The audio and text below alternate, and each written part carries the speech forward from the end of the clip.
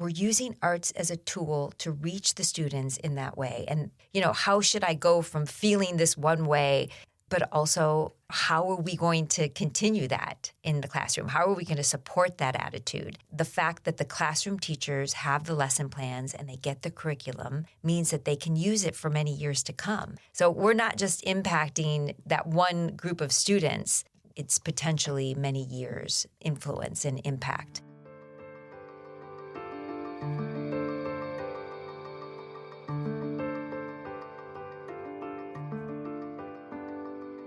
Hi, I'm Jeff Holden.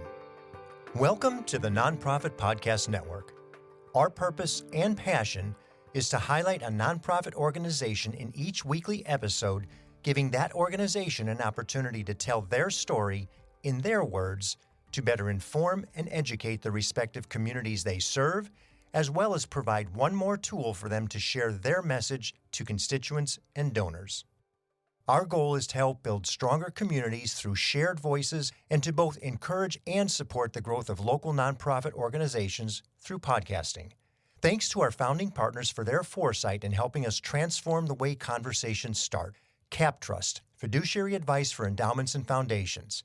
Runyon Saltzman Incorporated, RSE, marketing, advertising, and public relations creating integrated communications committed to improving lives. And Western Health Advantage, a full-service healthcare plan for individuals, employer groups, and families.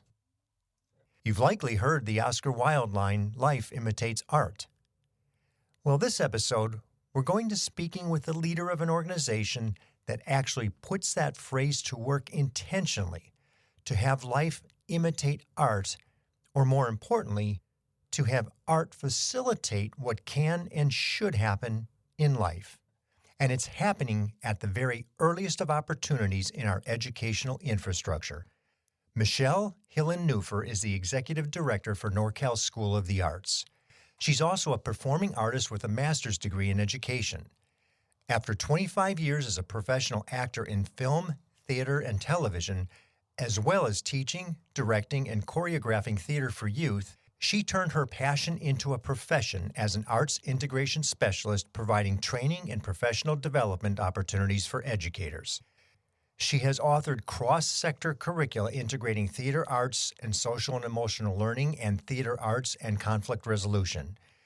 She's a founding member of the Sacramento Alliance for Regional Arts, and in addition to NorCal School of the Arts, she also teaches theater and dance to Sacramento State University students. Michele is joined today by Michael Ortiz, Program Manager and Teaching Artist for the organization. Michele, Michael, welcome to the Nonprofit Podcast Network. Thank you for having us. We're happy to have you here. I have to admit, I was way off base when you told me what the organization was all about, because I would think, NorCal School for the Arts, it's drawing and, art, stuff that's tactile, haptic art, not performing arts. But it never dawned on me that what we're really talking about is taking performing arts into the school. Would you give us a high-level overview of what the organization is before we get into the details?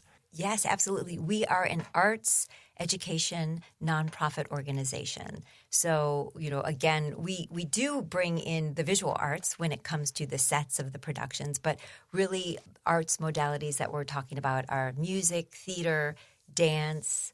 Am I missing one, Mike? The visual arts, the main ones. That also can include poetry. It can include, media arts. I mean, there's so much that goes on when you're putting on a production. But we bring educational opportunities to students during the school day, after school. We have camps and classes on site, but also, again, the majority of the work that we're doing is in classrooms. What grade levels do you serve? Is there a spectrum from kindergarten to high school, or what is it? Yeah. We serve all the way from pre-kindergarten all the way to 12th grade.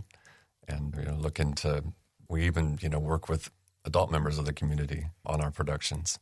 And Michael, if you could speak a little bit to your background, I think that would be helpful for everybody to understand from whence you came to how you got here. Absolutely. Yeah, a lot of my work experience is in classroom teaching. I was a I ended up as a fourth grade teacher. And then after a little family tragedy, I left the teaching profession for a little while and came back into the nonprofit space, into arts education. And so currently I'm the program manager for our theater arts and SEL program, as well as our SEL, identify that for us. Our Social-Emotonal Learning, yeah. Okay. And I work in our conflict resolution and theater arts outreach program as well as the program manager.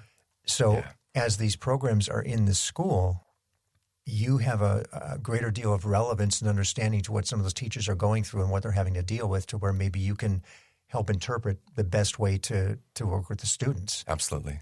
Having stood in their shoes and done the, overwhelming sometimes work that they do, I know how to relate and how to, develop our teaching artists to work in that environment.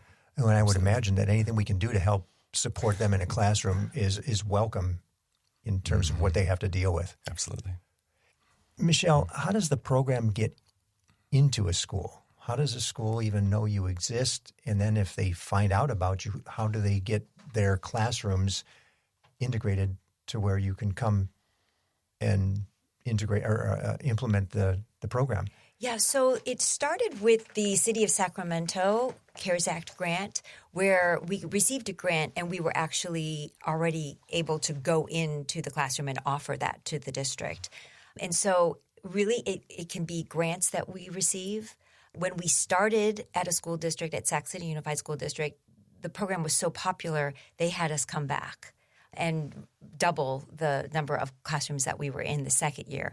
So it's just become very popular among the classroom teachers that we've been able to grow it. So it could be, we do a lot of grant writing, a lot of just trying to continue the programs that were already, the districts and the classrooms that we're already in, and then provide even more. So we also had the Impact 100 grant that helped us take our conflict resolution, theater arts integrated with conflict resolution to other districts.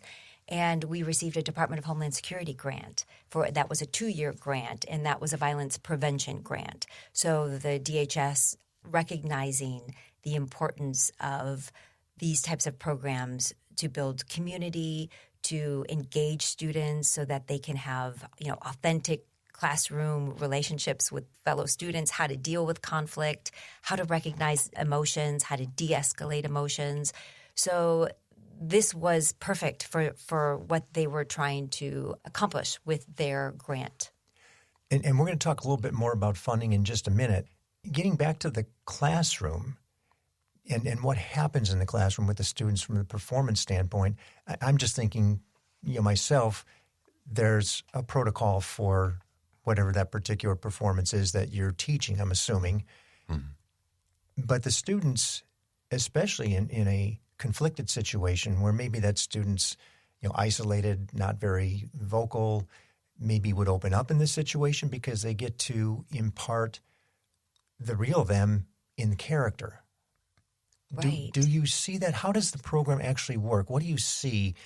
And maybe, let's start with conflict resolution, because that's a really easy one for me to wrap my head around. You have students all day long. It's just what kids do. There's problems and there's bullying and there's issues of conflict that don't get resolved necessarily in the classroom. But obviously there's something that happens with the performing arts of this that, if Homeland Security is willing to contribute, a significant amount of money to supporting the program, they see value in it. So what is it that happens in, let's say, with the conflict resolution program first, and then we'll get into SEL? Well, I've always seen theater arts as something that's very therapeutic. I know that from a really young age, like a 9 or 10-year-old kid, getting to be part of theater camps and, summer camps, those types of things. It's a great way to explore yourself, the different regions of your psyche, and, put on these different characters and try on different aspects of yourself, really, that normally a kid wouldn't give themselves permission to do so. But theater says yes. We're always saying yes, as when we're teaching improv, for instance, yes and. Mm-hmm. So it's a saying yes to exploring different parts of yourself. And so, it lends itself perfectly into exploring, okay, well, who am I in this community, in this, this school, this classroom? And like, how can we use theater to explore these conflicts that are coming up, explore, and different aspects of ourselves and how that creates, conflict. Can you give me an example of maybe a situation in a school where you disarmed something as a result of the performance? Yeah, we do hear that frequently. Well, it's interesting because I'm sure the teachers love that because it starts with theater games. It starts with theater exercises, and all of our lesson plans and all of our curriculum, have the theater standards and the SEL standards as well, ELA standards. So they're very standard based. Just for the benefit of English language arts. Thank you. So we're incorporating all of those because again, you have to stay relevant to why we're in the classroom. Helping to support the goals of the classroom teacher. But I think the students start to learn things that are relevant to conflict resolution without knowing because they're having so much fun. Yeah. But there have been stories where they've come in from the classroom or they've come in from the recess into the theater arts classroom and something just happened and they literally unpack it using what they're learning in the class, which is the 4 steps of mindfulness and 4 steps of conflict resolution, and so that they're addressing that right there, which is pretty exciting. A lot of role playing happens though prior to that, so they don't have to use something that's raw if it's not necessarily appropriate to the situation. Definitely, and it really is. We're helping create a framework for bullying, addressing bullying issues, addressing little spats between students, anything in between. Yeah. What I think you said just a minute ago is the steps and the protocol to make sure everybody understands this isn't just coming in and learning some performance, you memorize your lines for a play. There's not only a full protocol, it's a curriculum. This is a platform. It's a course, so to speak, and it's every bit as detailed as anything else that a teacher would be doing. That's right. Speak to that a little bit, and maybe initially as a former teacher. Mm-hmm. Definitely. I mean, having gone through teacher training programs through a master's in education, you learn a lot about creating curriculum, about, structuring lessons and creating units. So I was, very impressed immediately with what Michele had put together in terms of, just a really solid structured curriculum that, at the time was a 20-week program. It's going to go back to that as well. But it's, it's really very targeted towards exactly, a goal and an objective, which is, how we structure every kind of lesson, even when we're teaching fractions, Well, and that's great. You were good. Okay. Because, it does act as a learning experience, professional development. We won't say professional development, but it does act as that for the classroom teacher. The classroom teacher receives all the lesson plans. They learn the theater games alongside the students. So when we're not there, when the teaching artists leave, then the classroom teachers can still play those games with the students. For the conflict resolution portion of it, we also had contributor Kelsey Thompson-Briggs, who is an expert in the conflict resolution space, and she was just so helpful in collaborating on those lesson plans so that we could really marriage theater, competencies with the SEL conflict resolution competencies. Weave those into all of the lesson plans. Definitely. And just like any good lesson, all these lessons are standards-based. So Right. Michele's taken the English language arts standards, all of our visual and performing arts standards for the state of California, and there's some national standards that have been developed for social-emotional learning. So we're incorporating all of those to use as a guide to structure those lessons. Let's go to the classroom just for a second. The protocol's there, the curriculum's there. What does that look like when you plug it in? And maybe that's more for the benefit of the teachers who are going to listen and hear it and go, oh, okay, I get it. What's it look like when you orient into a particular classroom or school? Well, as far as what it includes? Yes. Well, as far as, for theater, you look at just my entire life when you walk into a theater class. What can you expect? You can expect to, physically warm up your body, vocally warm up your body, do some improvisation games, a moment where everybody is contributing, that you are going to be on the spot as the student sitting there at one time.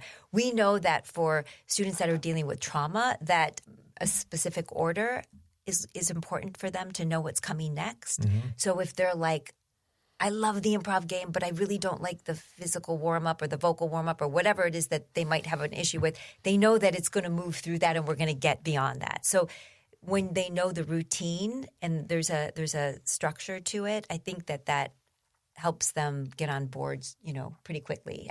By the second lesson, they know what's coming, but a different game, not the same improv game. And then, we'll have like the main lesson of what the learning is, and then a wrap up. So it's pretty well structured, but very similar to an acting class. How long is the session, let's say, in a classroom setting? Each workshop's about 60 minutes. Okay, so about an hour. Yeah. And do the teachers identify sometimes students that maybe could you focus over here or over there with that particular student who maybe has a need or has experienced something, but this may really benefit them? Absolutely. I mean, a lot of our students in this area are going through so much, very tough circumstances for such young people. Mm-hmm. And, our classroom teachers, local educators really understand that. So, I mean, I always ask them to brief our teaching artists on what's going on in the room, and so that they can have a better sense of what the needs are there. So, yeah, definitely the teachers will identify certain students that need extra support or, a gentler touch. Yeah. Right, to be careful not to drive too hard into their... Absolutely. Yeah, and our teaching artists are incredibly intuitive, Definitely. And they're, Mike does wonderful training on classroom management, so they're trained in social-emotional learning strategies. They're trained in trauma-informed and culturally relevant, and just, again, that classroom management. So we're constantly doing trainings for our teaching artists, which are always so fun. You get a lot of theater people in one room, and it gets to be... Oh, I can imagine. Yeah. It's their fun. Yes, they're entertaining and just amazing people. Yeah. And there's not always, or is there always a teaching artist in the school during the session, during that hour session? Does that always include a teaching artist? Absolutely. That's our job, is to bring our teaching artists and right into the classroom, at least for this program. Okay. Yes. That I manage, yeah. And the wonderful thing about this is that my other hat that I wear is I teach at Sac State, and I wrote and helped to develop the theater and dance credential, because there is the new theater and dance credential in the state of California. So some of our teaching artists may go on to get their theater credential now that there are funds through Prop 28. The teaching credential. To have those, or what did I say, the theater credential? Yeah, the teaching credential. The teaching theater credential in the theater realm. But so we will have that ability to potentially inspire them to potentially do that if they want to do that. So, awesome. And that's actually a nice little diversion, because there was just recently a study that revealed $241 million in economic impact from nonprofit arts and culture in Sacramento. $241 million. And so we move, not only do we move our students through to benefit them in so many ways in the classroom, but should they choose to move into the field, they now are a participant in our greater economic impact. Yeah. And then, as we were talking a little bit earlier, Michele, you were saying the teaching artists, now they're performing artists, and they have an economic impact because they're the people we go to see, and benefit.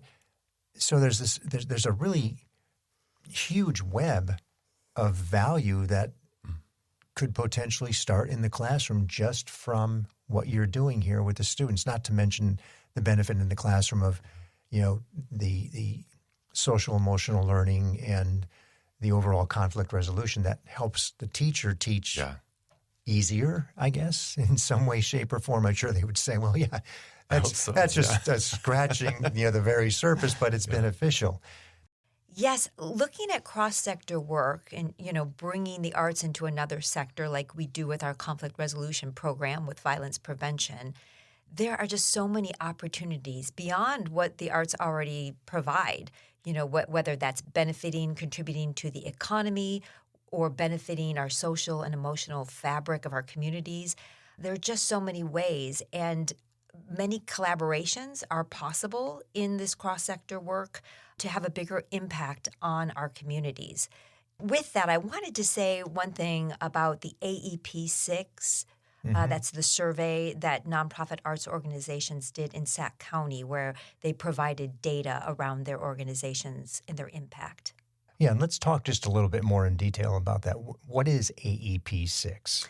The Art and Economic Prosperity Study that is hosted by the American for the Arts. And in Sacramento, it was the Sacramento Alliance for Regional Arts that helped get that study accomplished in our region.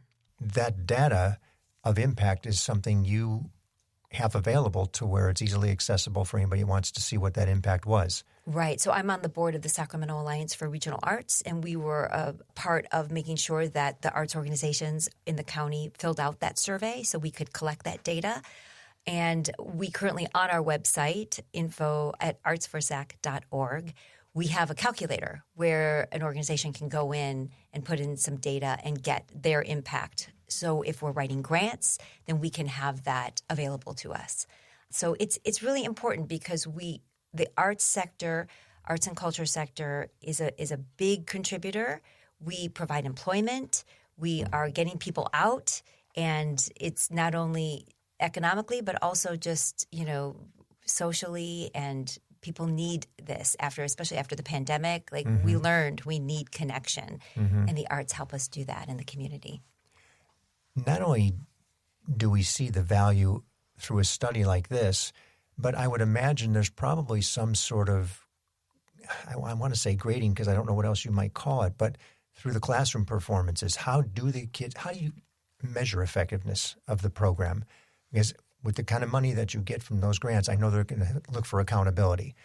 What does that look like? Well, a lot of our data comes from surveys of our classroom teachers. So as I mentioned, we're bringing a teaching artist, experienced artist that is also a teacher into the classroom to work hand in hand with a classroom teacher. And so we ask our classroom teachers as often as they can, hopefully every week, every time they have a session with us, to fill out this feedback survey.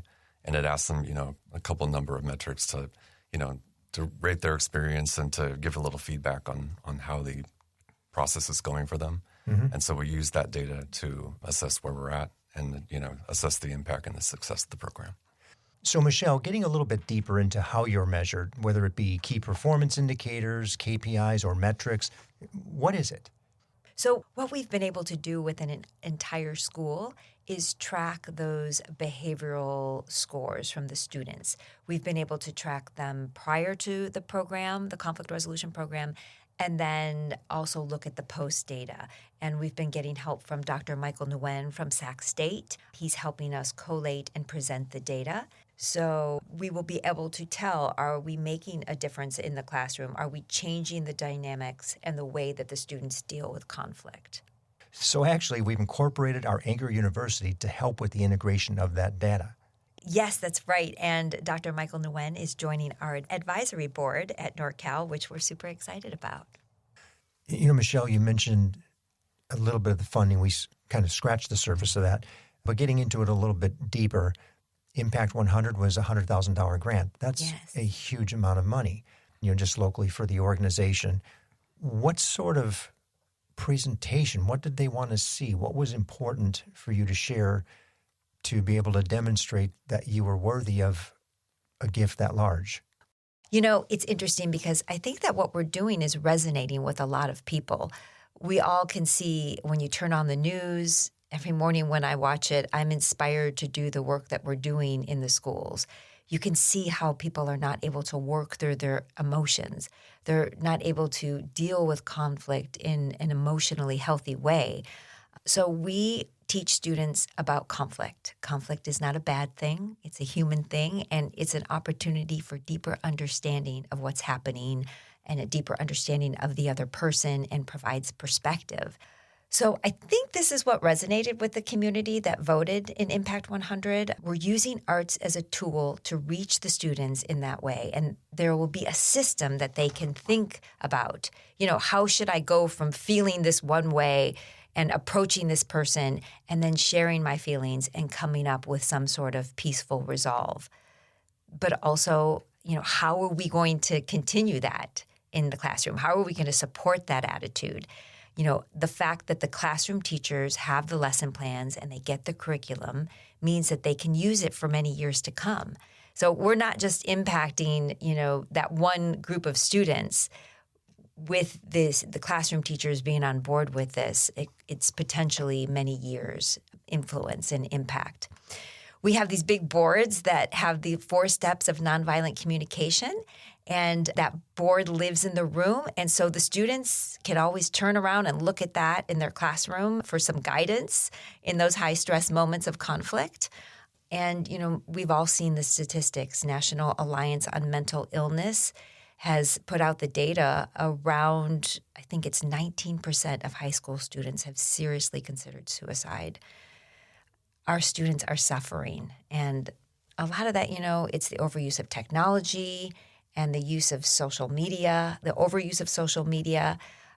We're just not communicating in the same way that we did when you and I were growing up, when you had to look at each other face to face and communicate. There was and no sadly, texting. the pandemic forced them into the technology way faster than they may have been naturally. It was headed that way. But when you shut everything down and there's no communication because there's no physical interaction over a course of almost 2 years, you're forced into the technology, and then the technology does showing to be doing, and it's causing the disassociation with, interaction, which is everything. We need community. I agree. Yeah. Yeah. We need that classroom interaction, and it's an unfortunate situation. And our over-reliance of that digital communication just makes everybody more and more dissociative every day and disconnected. But, theater is, I guess, at least for me, the ultimate antidote for that, because it is about face-to-face communication and being in the moment with somebody that you can't get anywhere else. Right, and it doesn't work digitally. Yeah. There's a visceral sense in, talking to somebody versus talking to a screen. That's right. And you get it. If you say something, you can see a wince or a movement or whatever, whereas on the screen you may just see a face. So you don't know what else is going on. You don't know what that body language looks like. But on a stage or even in a classroom setting, not only are you experiencing it as the person performing, but the recipient of your actions is aware, and the whole observation of the classroom That's right. is there. Yeah. Yeah, and you had asked for some examples, and I'm just trying to think, one that comes to mind is for the younger kids, Captain Kindness, and just practicing empathy through role playing. But, they love the opportunity to be Captain Kindness and to come over, whether it's offering a statement of empathy or whether or not it's learning an apology circle, learning how to apologize from the heart and not the head. And what does an authentic apology look like? And why is it important in this ecosystem of a classroom, And so with these little guys, you get to call them out on that. No, really mean it. Yeah. I'm imagining is how something like that would go. Yes. Well, we'll use a book and then of a story of a character that has a hard time with apologizing. And then they get to become that character and turn to the person and apologize. And the next person has to practice receiving the apology. So these are just, there's so many of these games and examples and other games for the older students, but all developmentally appropriate based on the grade that they're in. Oh, that just has to be a blast as a teacher seeing some of this going on. Yeah. A lot of this SEL, this social-emotional learning is firstly about increasing awareness, awareness of, the movements of emotions within yourself and awareness of others, which is empathy. Where are they at? And then, how do we meet in the middle? And so, a lot of these activities are directed towards this increasing one's empathy and one's sense of awareness of what's happening. Well, and how significant to catch that early, start that early. Whether it's first grade, second grade, third grade, those are all still very formative years for the students to pick up on some of that. Sure. And that goes into a lot of our programming. If they want to start, our fourth graders really need it. I'm like, okay, let's do fourth grade, but I encourage you to also start with the younger grades, because every year, if they're receiving these messages, it becomes a part of them. The idea behind the conflict resolution, violence prevention through theater idea, I started thinking about how, as an actor, we practice our lines. we memorize our lines, and we walk out on stage in a very stressful situation, regardless of how long you've practiced, regardless of how long you've been doing it. Opening night is nerve-wracking. Sure. It's your first time in front of an audience. Yep. And I started thinking about, there have been times when I've walked out on stage and been, just like, that deer in headlights, like, oh my gosh. But I relied on my rehearsal. And you just take one foot in front of the other, right, Mike? You know this because you have a background in performing as well. It's a one foot in front of the other, and you keep going. And I thought to myself, it's a similar thing to when you're in conflict and you have that, and you're overcome by your emotions, you don't know what to do, that if the students had a script that they had practiced over and over, like ideally they would have this year after year after year, that they knew they had something to lean on when the emotions were too big. I'm going to go over here. I'm going to take some breaths. I'm going to do some mindfulness. And then I'm going to, allow for some reflection time, whatever it is, that they would have that script that we as actors have in those moments that are, terrifying when you walk out in front of an audience. And so much better to start young to have that script with you as you go through when the times really get even more challenging, because it doesn't get easier as we age. Absolutely, yeah. Right, exactly. I think it really fosters, it just is the perfect timing for them in their level of development, especially these young grades. Our program and these, methodologies of nonviolent communication, social-emotional learning, it just fits exactly where they're at. But to get to put it in a fun container, and, with theater, and get to participate in all the gifts that it brings, I think it's a cool opportunity for them. Yeah, and I'm sure the teachers just love what they see too from the development of the students. Not only the fact that it's a break for them in some way, shape, or form. They have a third party come in, which allows them to decompress a little bit. It does. Yeah. But over time, I would imagine that your readmission or recurrence in certain schools is they want it every year. Yes, absolutely. Yeah, the classroom teachers are emailing us often, like, what's going on for next year? How do I sign up? Yeah, I don't want you to go away. But at some point, do you run out of opportunity because of funding? Well, Prop 28 is going to be pretty wonderful for that. 80% of the Prop 28 money needs to go to credentialed teachers, as it should. And the 20%, though, can be used for community-based organizations, CBOs, like NorCal Arts. And so through Prop 28, I believe, and through continued grant writing, I believe that will continue. We are putting the curriculum on a web portal, so that other, not necessarily Northern California, but other places can also have access to that. So that's something that I've been working on doing to have greater access. And through a conference that I went to with the Department of Homeland Security, people all over the country are very interested in getting a hold of this curriculum. The other thing with the Prop 28 is, again, at the end of the day, it's arts-based, theater arts, curriculum and lesson plans that we're utilizing. So I've been teaching a children's theater class at Sac State for students that are going to go on to be educators. So they've been getting a lot of theater integrated with SEL strategies. Just a little subtle way to get this into the classroom, regardless of the program, right? Yes, theater everywhere, all the time. Yes, absolutely. Just because, fantastic. Again, you look at the competencies, theater competencies, and you've got collaboration, you learn communication, so many benefits. Confidence in speaking, and absolutely. The arts and all the studies, we know that the arts help us open the neural pathways in the brain. The arts lower stress. They improve memory, help students connect to one another. There's the critical thinking, problem solving. The arts give meaning to our lives, and arts give us perspective. It basically illuminates our humanity, is what I've heard. It's really a wonderful tool. We'll be back with more from Michele and Michael right after these important messages from those who make this program possible. I was in the media business for over 35 years and had the great privilege of working with Runyon Saltzman, RSC, Marketing, Advertising, and Public Relations. We collaborated on many different campaigns, but their commitment to the nonprofit sector hasn't changed since their founder, Gene Runyon, started the agency.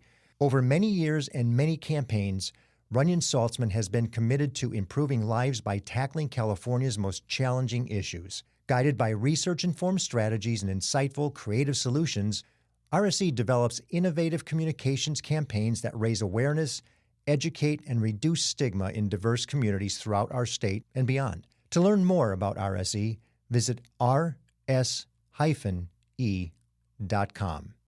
Hello, this is Scott Thomas with Cap Trust in our Sacramento office. I specialize in working with local nonprofits and associations. Annually, we survey private and public nonprofit organizations across the country to better understand challenges they see in today's environment.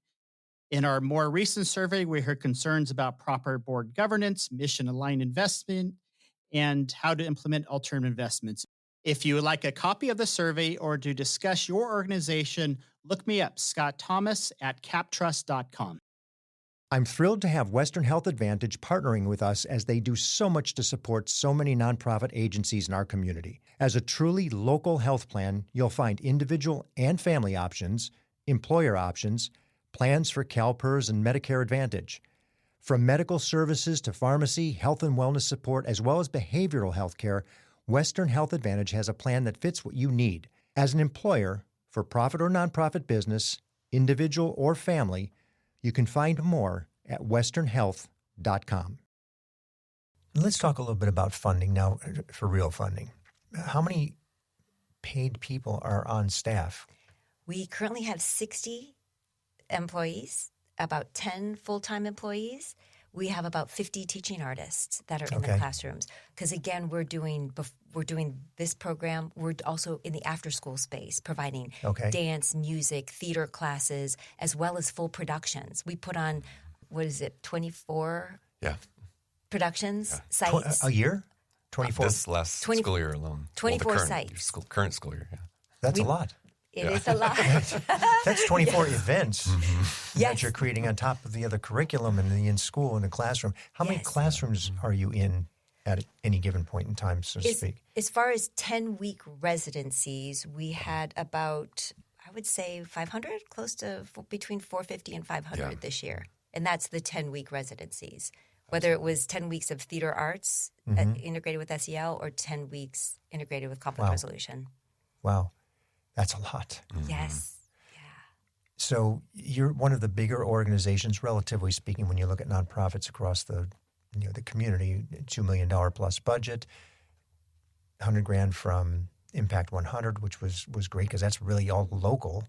Yes. And then you mentioned your Homeland Security grant of it was $600 over 2 years, so $300,000 a year there.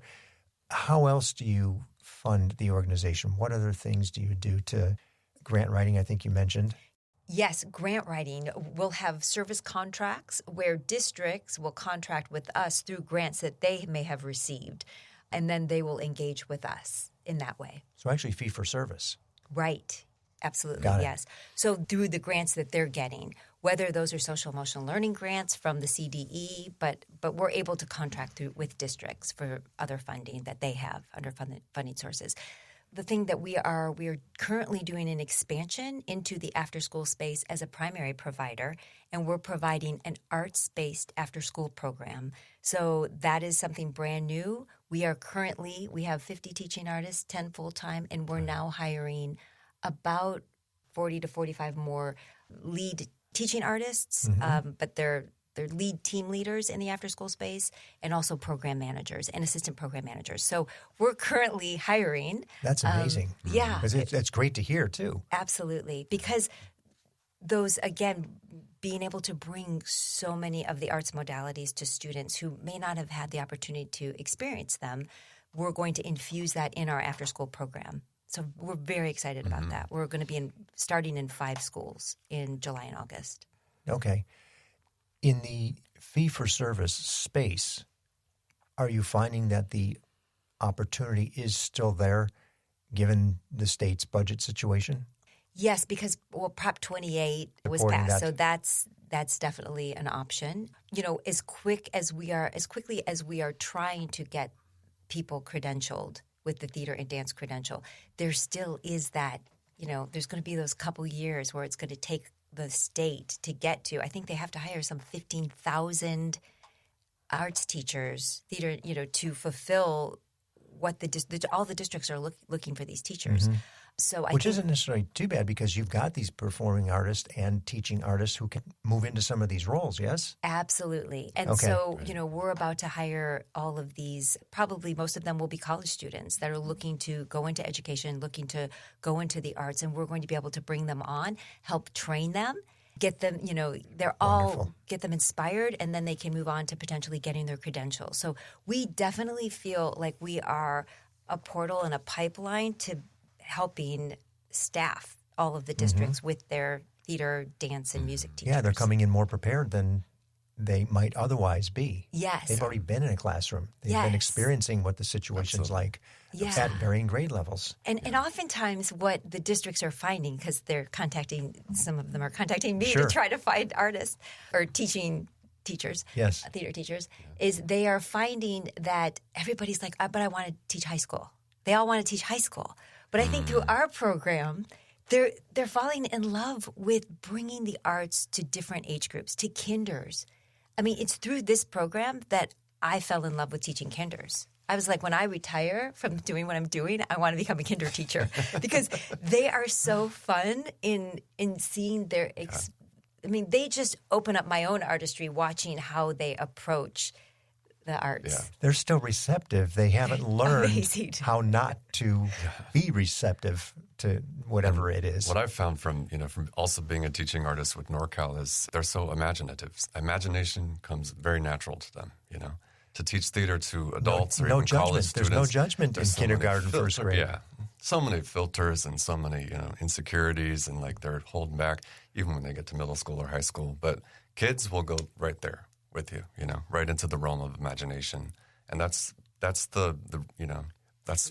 great characters are cultivated. Well, I can see both of your pleasure in it just by the, the emotion that comes out when you're talking about it. Yeah. We have, our lesson plans, we have a lot of visuals for our emerging bilingual learners. Mm-hmm. And we have someone coming in to do some training on that. And we also have a special ed teacher on our staff who has trained our teaching artists in, because we are in a lot of special education classes as well, bringing our arts programming.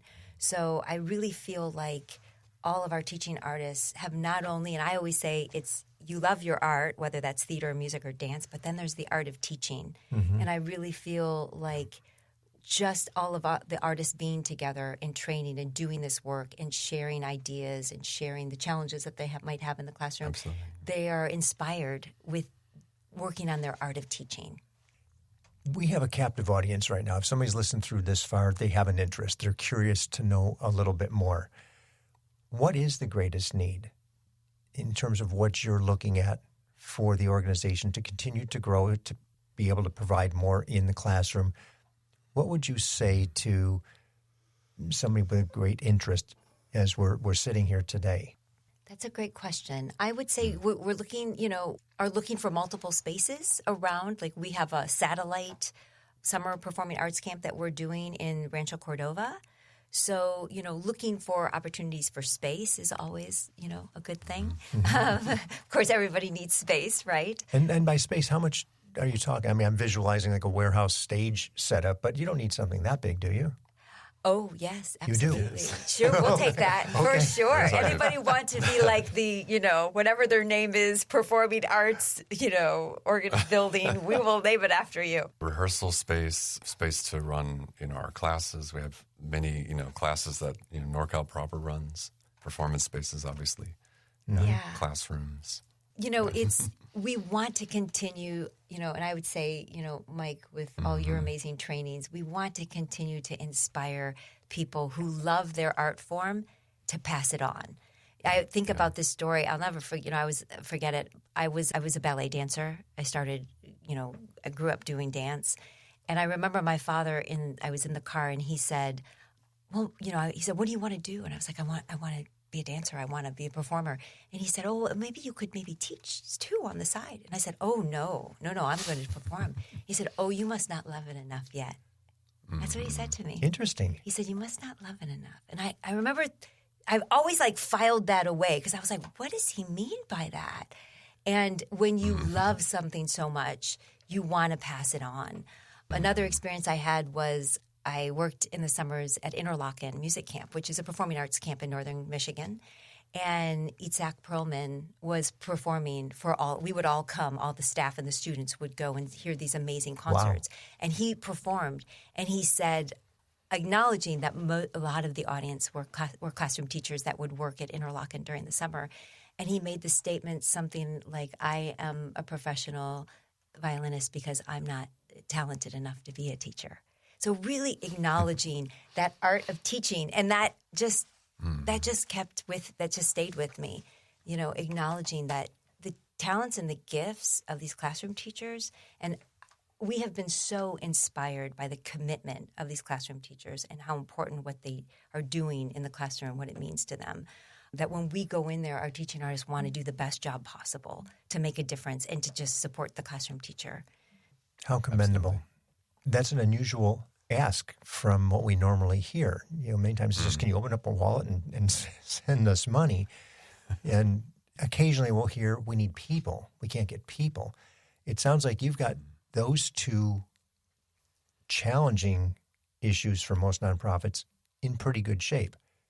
Yes, yeah. Not that I'm sure you couldn't always use more. Yes. I'm sure. Yeah. But the heart of our people, it's amazing. Mm-hmm. You can see it all the time, Anytime you walk into a classroom, a bars, or a rehearsal space, our teaching artists bring a lot of heart into what they do, and a lot of just a sense of fun. That's really infectious for the kids. And I'll bet that makes it easier to get them to participate with the organization. Yeah. You're not struggling. You've got great word of mouth. It's a paid gig. Yeah. And it's rewarding. It's really rewarding. Absolutely. And it's really hard to train employees to care, and that's something that I never have to worry about great. with our staff. That's a great line. Yeah, that's wonderful to hear. Yeah. One of the things I ask everybody is collaboration. Who do you associate with in the community from maybe other nonprofits? Is there any integration with other organizations that you see that they come to you or you go to them? Who might that be? Well, I'll give an example. So the Regional Water Authority had heard... I saw that on the website and was scratching my head going, what? I know. How does that fit in? Right. The Regional Water Authority had heard what we were doing with the cross-sector work with violence prevention. And so they approached us when the Creative Core grant came through and said, do you think we have this important message of water conservation? Do you think that your artists we could collaborate and you could put this out there? And I was like, yes, of course. The first rule of improvisation, yes. And right. Of course we will do this. So that grant was twofold in that the Creative Core grant was cross-sector, but it was also employing artists. And so what a wonderful opportunity for our teaching artists to write the play, to write the PSA. We have a public service announcement that is also out there, and to bring that to the community. So we have partnered with this particular play. We have partnered with Fairy Tale Town, with MoSAC, with Nimbus Fish Hatchery. Uh-huh. Thank you.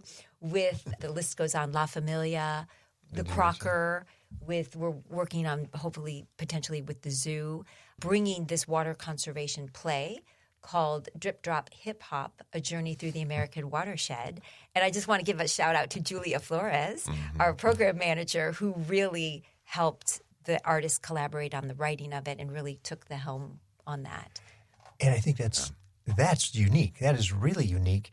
But you're starting it, the kids, whatever level they are, take that home, they're practicing, and it just subtly embeds water conservation somehow, some way, as they're practicing and performing for their parents. And as you roll out the play, obviously it becomes even more and more a factor. All the press and the PR that comes out of the benefit of that. Yes. Well, in this one in particular, it was the teaching artists and the actors that were presenting it. But we did have some classrooms in the older grades where the classrooms actually performed it. So it was both. But mostly it was our actors, the actors in our company that were doing that. Yeah, and the way that you're connecting that throughout the community through the organizations that you just mentioned, some of who we'll be speaking with soon, So I'm excited because I share some of the stories that come from one organization to another in those discussions. Right. And part of what we hope to do is to also be a catalyst to introduction and cross-pollination and collaboration, because so many times they don't even know the other organization exists. You know, and we were speaking with somebody just yesterday. We don't want you to be a best-kept secret. Right. We want everybody to know about you in Yes. any way, shape, or form that we can.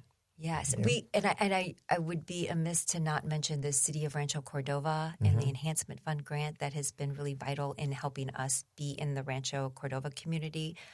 The Creative Core grant that came ultimately from the California Arts Council, and then all the California Arts Council grants. And we know that there have been proposed cuts to the California Arts Council, and that is such an important organization to the arts organizations in the state of California, and just really elevating the ecosystem of the arts in Sacramento and making sure that there's equity and that students that wouldn't normally get the arts education opportunities, that they have those. So, yeah, hopefully there will be no cuts to the California Arts Council in the arts state, the state budget.